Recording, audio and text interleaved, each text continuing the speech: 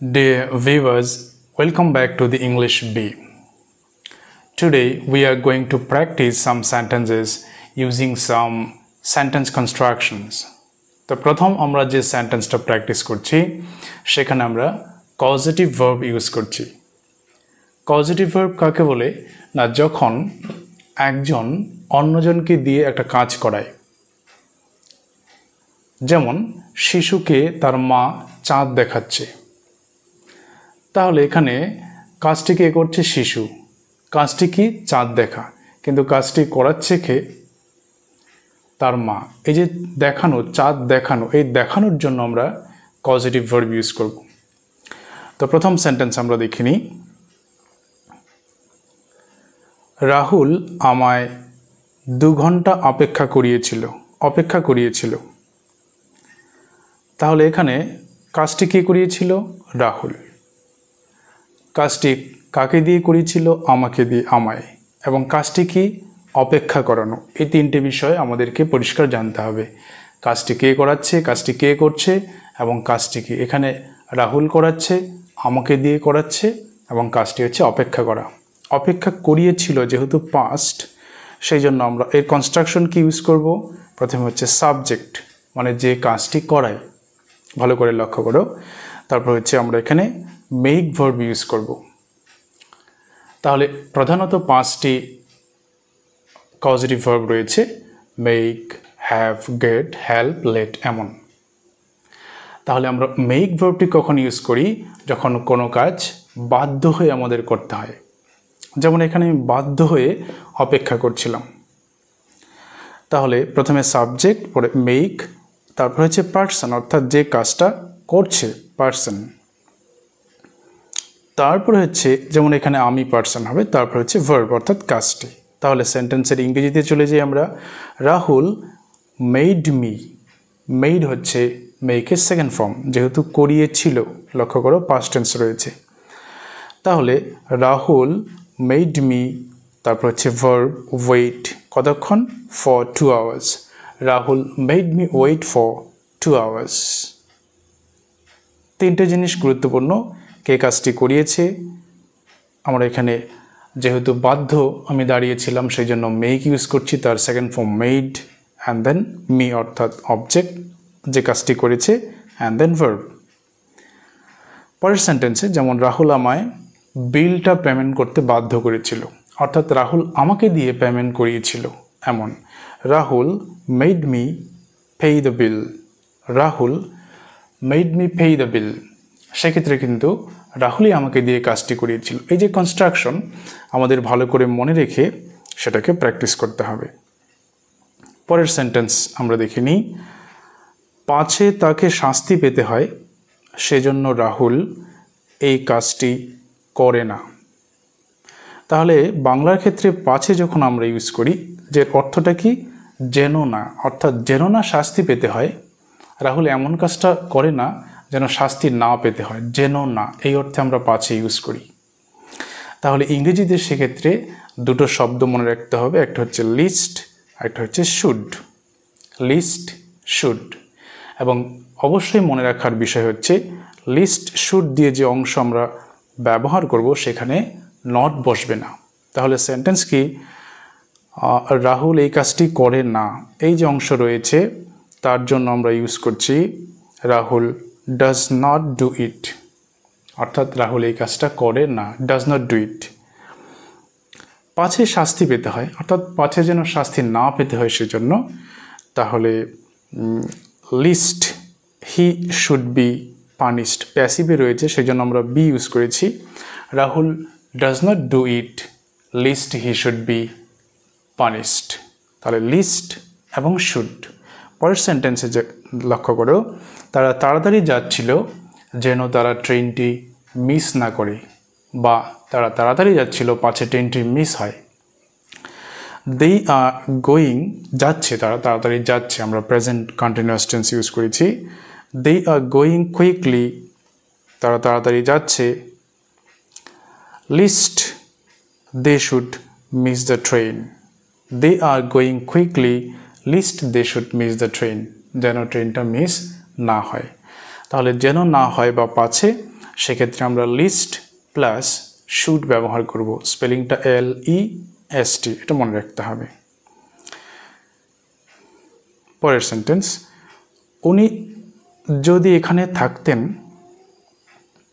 তাহলে এমনটা হতো না।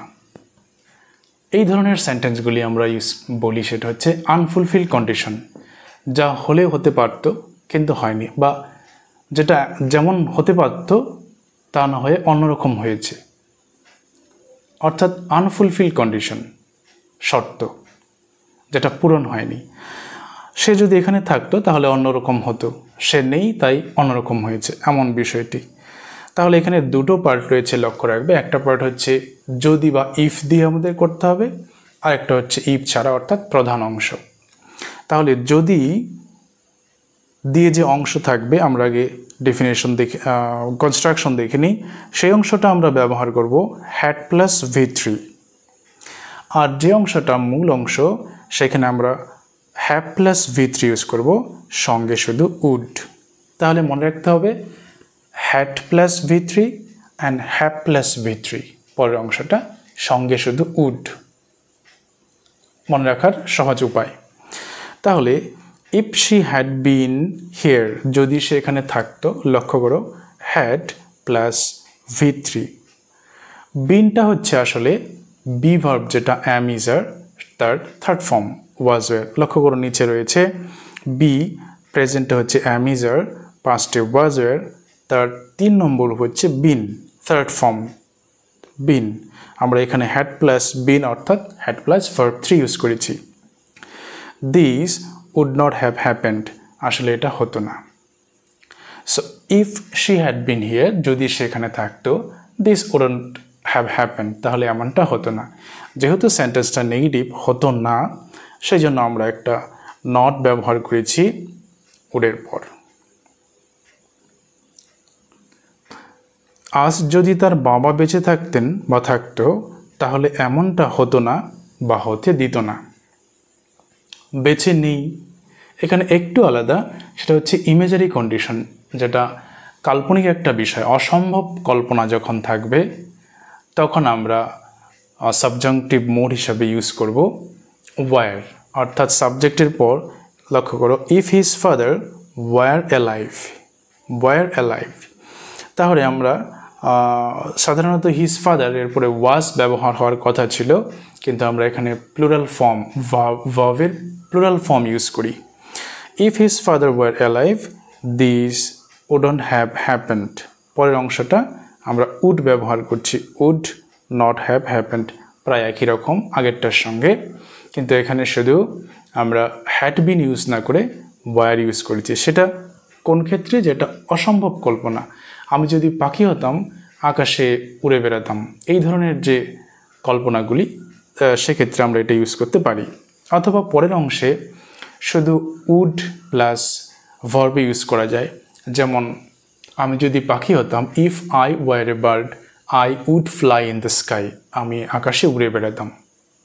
তাহলে শুধু উড প্লাস ভার্ব ইউজ করা যাবে অসম্ভব কল্পনার ক্ষেত্রে।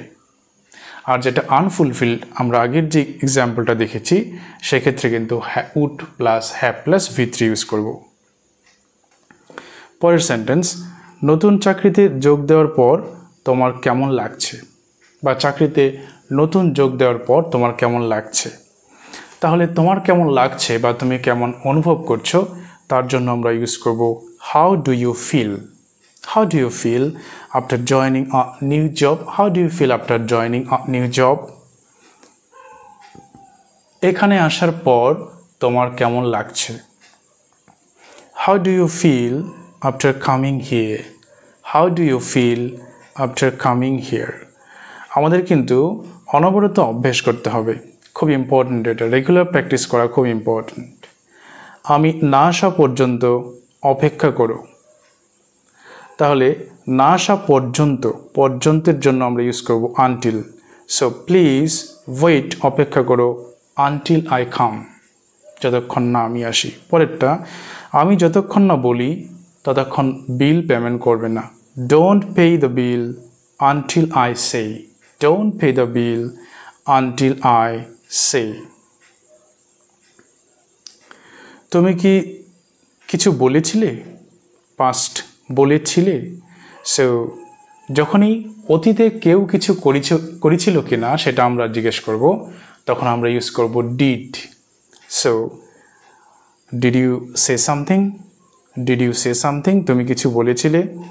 আমরা আনসার বলতে পারি yes I told you to receive the parcel, আমি তোমায় বলেছিলাম পার্সেলটাকে রিসিভ করার জন্য। বা আমরা যদি উত্তর না দিয়ে বলি নো আই সেড নাথিং, আমি কিছুই বলিনি। আমরা এখানে সঙ্গে একটু আনসারটাও করে নিয়েছি প্র্যাকটিস করার জন্য।